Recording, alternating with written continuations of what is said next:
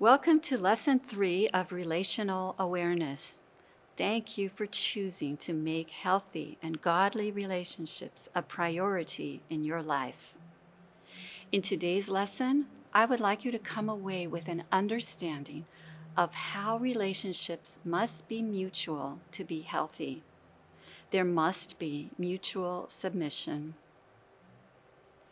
We are focusing on marriage today because this is a foundational relationship.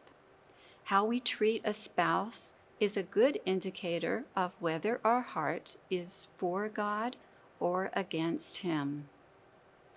In Ephesians 5:21, Paul pointed out that all believers are to submit to each other. This includes husbands and wives. According to Strong's Concordance, the Greek word for submit, hupotasso, when used in a non-military context, means to willingly cooperate.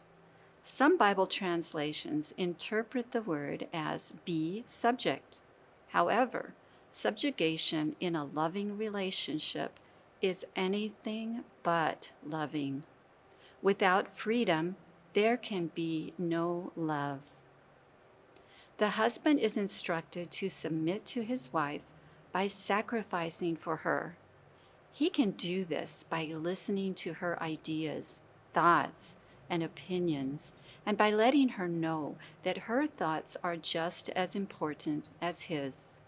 He must not tell her that she has to do whatever he wants her to do, as if he is God. That is asking her to commit idolatry. The wife is told to submit to her husband by deeply respecting him.